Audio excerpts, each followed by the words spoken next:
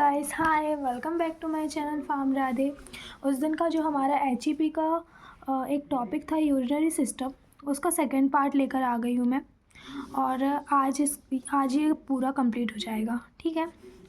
तो आपको इसमें नोट्स भी मिल जाएंगे, तो आप देख लेना। आज हम देखते हैं physiology of urine formation. Urine formation बनता कैसे है, मतलब यूरिन का फॉर्म कैसे होता है। तो urine formation is a blood cleansing function, normally about 1300 ml. Normal urine output is 1 to 1.5 liter per day. Function of urine involve three steps: glomerular filtration, tubular reabsorption, tubular secretion. यहाँ पे मैं short बता दूँ कि glomerular filtration में क्या होता है। देखिए, जो बैकग्राउंड में आवाज़ आ रही है, प्लीज़ उसको साइड कर देना थोड़ा, मैं उसका कुछ नहीं कर सकती फ़िलहाल। तो ग्लोमेरुलर फिल्ट्रेशन, इसमें क्या होता है, फ़िल्टर होता है, ठीक है। ब्लड क्या होता है, यहाँ पे ब्लड का फिल्ट्रेशन होता है।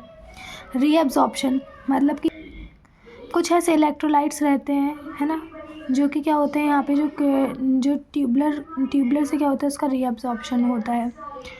और कभी कभी उसका रीअब्जॉर्प्शन होना बहुत ज़रूरी भी होता है, और कभी कभी बहुत ज़्यादा नुकसानदायक भी हो सकता है, ठीक है। और सिक्रीशन, तो हम इसके बारे में हम आगे देखेंगे। तो ये रहा उसका पार्ट, ये भी आप देख लें। ग्लोमेरुलर, तो filter small solute from the blood except plasma protein, ठीक, क्योंकि एल्ब्यूमिन, ग्लोबुलिन, इनका क्या होता है, इनका साइज़ क्या होता है, बड़ा होता है, इसलिए ब्लड से क्या होते हैं, जो प्लाज्मा प्रोटीन होता है वो सॉल्यूट, मतलब वो जो सॉल्यूट रहता है वो क्या होता है, फ़िल्टर नहीं हो पाता ब्लड से, ठीक है। फिर उसके बाद आता है अपना पीसीटी, ठीक है। Reabsorb iron, water, nutritions, remove toxins and adjust filtrate pH. तो ये अभी हम शॉर्ट अभी हम इसमें देख रहे हैं, ठीक है। ये शॉर्ट नोट्स जैसा आप समझ लें, इसका हम डीप अभी और भी देखेंगे। डीसीटी में क्या होता है, aquaporin allow water to pass from the filtrate into the intestine fluid. Ascending limb of loop of Henle में क्या होता है, reabsorb sodium and chloride from the filtrate the intestinal fluid. Distal tubule selective secretes absorb different ions to maintain blood pH and electrolyte balance. Collecting duct में भी reabsorb solute and water from the filtrate. अब इसका हम देखते हैं, चलिए। Glomerular filtration, इसमें क्या होता है, each kidney contain over 1 million टिनी structures nephron, ठीक है। Glomerular filtration is a process by which blood filtered while passing through glomerular capillaries by filtration membrane. When blood passes through glomerular capillaries, the plasma is filtered in Bowman's capsule. देखिए, वैसे जो ये तो बहुत easy language में लिखा है, यदि आपको समझ में नहीं आए तो आप लोग मुझसे पूछ लीजिएगा, पर मैं इसमें आप लोगों को क्या समझाऊं, क्योंकि बहुत इजी लैंग्वेज में लिखा हुआ है, तो आप लोग खुद समझ सकते हैं, ठीक है। All the substances of plasma filtered in glomerular filtration except plasma protein filtered, because इनकी जो क्या होती है, साइज रेंज क्या होती है, ज़्यादा होती है। Glomerular filtration rate defined as total quantity of filtrate formed in nephron of both kidney in the given unit of time. Glomerular filtration rate is 125 ml per minute or 180 liter per day. Factor affecting glomerular filtration rate: renal blood flow, glomerular capillaries, pressure, colloidal osmotic pressure, hydrostatic pressure in Bowman's capsule. होते हैं यहाँ पे factors affect करते हैं कि renal blood flow, मतलब blood का flow कैसा है, ठीक है।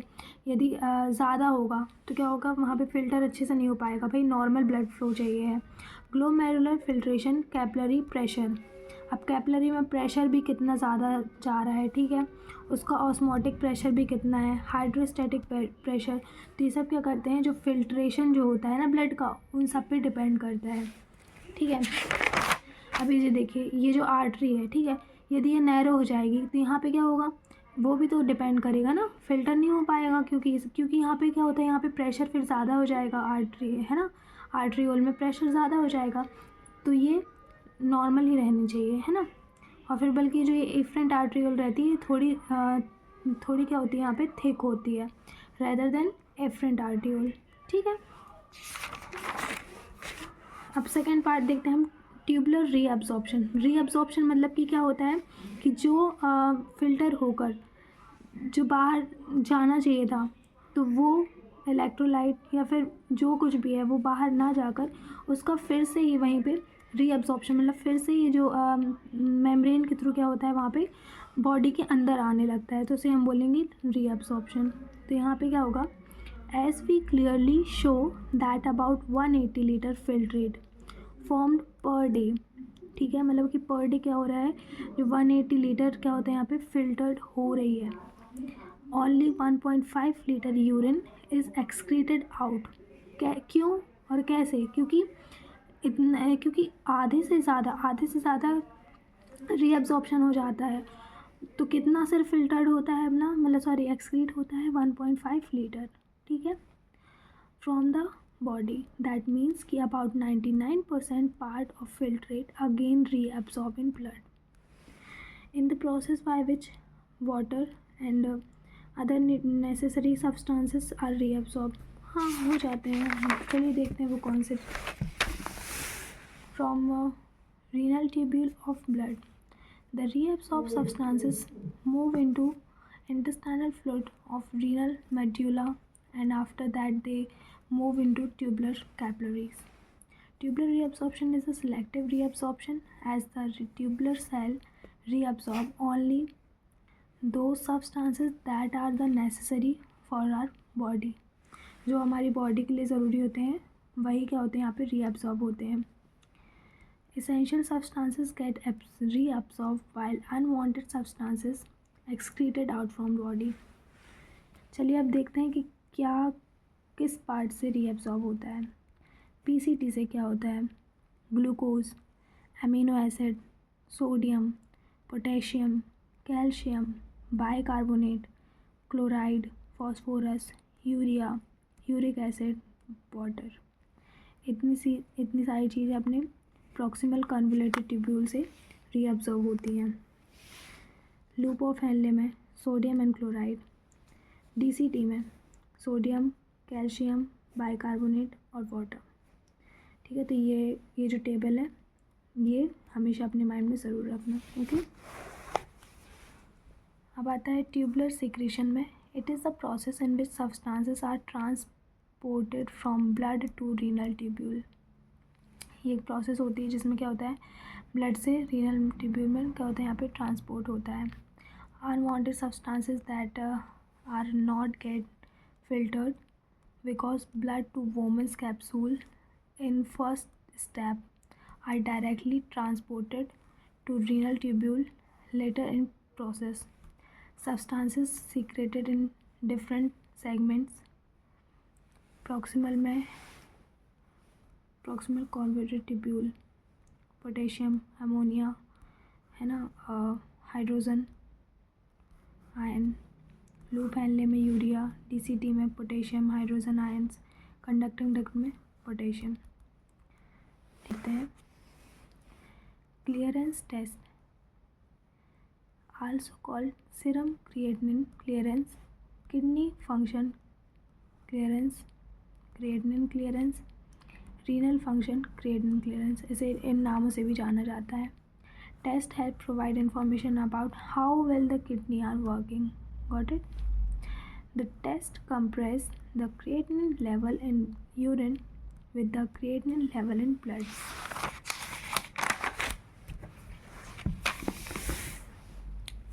नॉर्मल रिजल्ट देख लीजिए, ठीक है, कि मेल में कितना होता है, फीमेल में कितना होता है।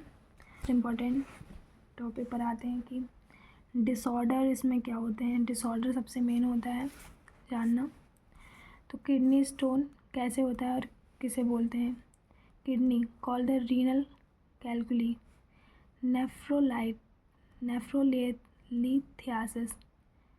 नेफ्रोलिथियासिस और urolithiasis are hard deposits uric acid or oxidated stone. Haematuria presence of blood in urine, urine में ब्लड का आना, उसे हम बोलेंगे हेमेक्टूरिया. डायबिटीज़ इंसिपिडस, ये जब ज़्यादा प्यास लगने लगे, यूरिनेशन होने लगे, तो उसे हम बोलेंगे diabetes insipidus.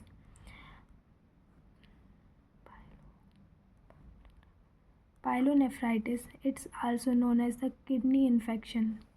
It's a bacterial infection, cause inflammation of kidney. Glomerulonephritis, it is the inflammation of damage to filtering part of the kidney. Kidney की जो filtering part होती है ना, वो डैमेज या उसमें इन्फ्लामेशन आ जाना, जिसे हम बोलेंगे glomerulonephritis. Uremia, it is the clinically condition that occur when waste product, mainly urea, build up in the blood due to kidney failure. Polyuria, excessive urination. ठीक है, तो ये रहा हमारा यूरिनरी सिस्टम, और यहाँ पे हमारा यूरिनरी सिस्टम का पार्ट जो रहता है वो कंप्लीट होता है. ठीक है, होप कि आपको समझ में आया होगा, और नहीं आया होगा समझ में तो आप मुझे बता दीजिएगा ना, और इजी तरीके से समझाने की कोशिश कर सकती हूँ. पर इसमें ऐसी कोई टफ़ लैंग्वेज लिखी नहीं थी जिसमें आपको मुझे समझाना पड़े. होप कि आप पढ़ेंगे तो आपको खुद इजीली समझ में आ जाएगा. वीडियो देखने के लिए और मुझसे जुड़े रहने के लिए थैंक यू.